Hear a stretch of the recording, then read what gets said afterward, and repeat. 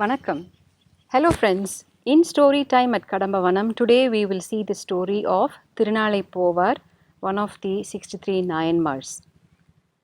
In the Chola country, made fertile by the Kollidam, a large tributary of the river Kaveri, there was a region known as Merkanadu.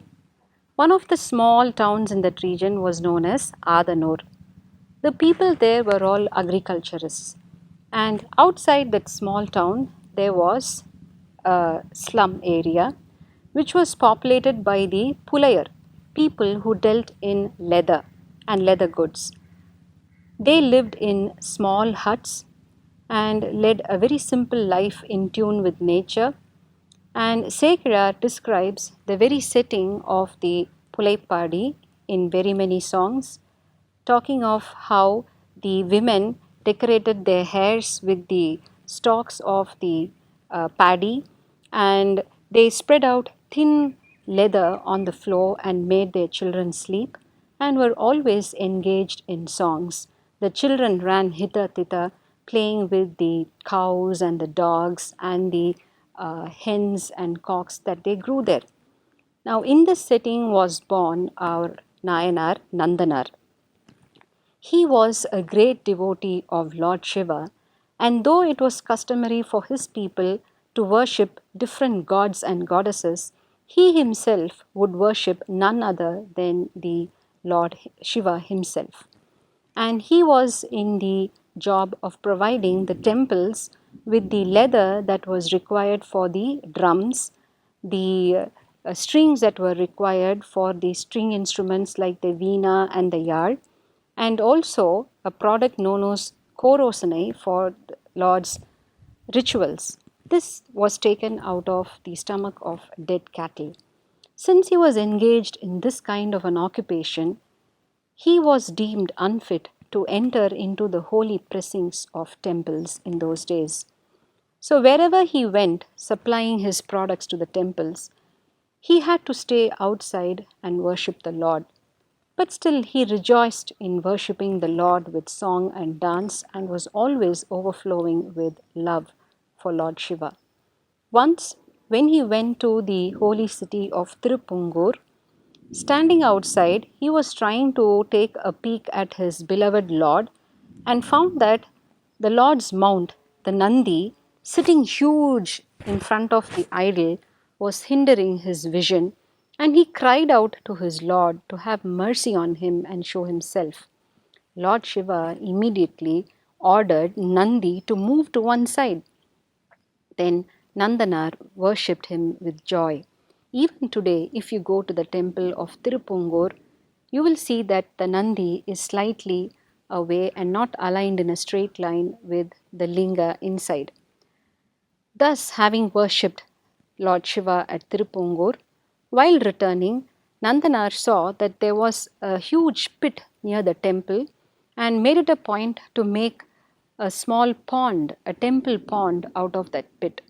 Thus, wherever he went, he also was engaged in doing such social deeds in the favor of those temples. As he was leading his life this way, one day he was suddenly overtaken by this burning desire to go to the holy shrine of Chidambaram, Thillai being the holiest of holy Saivite temples. He went to bed with the thought consuming him and got up the next morning thinking, today I will go to Thillai. But then he thought, what is the point? Even if I go there, I will not be allowed inside the temple, and there is no way I can see the beloved Lord Nadaraja. So thinking, he went about his work. He went to bed, but again the next day woke up with the same thought. He kept telling everyone around him of his burning desire to go to Thillai and also kept postponing it day by day. So much so, people gave him the nickname Thirunallaipovar, meaning somebody who will go tomorrow. Then one fine day, Nandanar decided enough is enough. This life is so ephemeral and short. I need to go and see my Lord. And with that single thought, he came to Thillai. As he approached the holy city, he could see the reverberations of the mantras being chanted by the Thillai Moovai river the sacred 3,000 priests who were presiding over the Chidambaram temple filling the air. And as he approached the huge compound wall outside the city, he could also see the fumes that were coming from the ceremonial fires that were being, the homas that were being performed by the priests. He was so afraid of even stepping into the boundary of this holy city that he decided to stay outside along the compound wall, and night and day he would go right and left, worshipping the Lord and crying out to somehow grant him an audience. One night, while he was asleep, Lord Shiva appeared in his dream and said, "Tomorrow the priests will come for you, and you will go through the test of fire, and you will be taken into the temple." So saying, the Lord disappeared. The Lord also appeared in the dreams of all the 3,000 Thillai priests and told them that Nandanar had to be fetched inside the temple the next day and made to enter a sacrificial fire. The priests were shocked, but since it was decreed by the Lord, the next day they went out, and yes, they saw Nandanar waiting there and told him what the Lord had ordered. Nandana was overjoyed. They brought him inside, and along the temple walls, they created a sacrificial fire and made Nandanar enter it.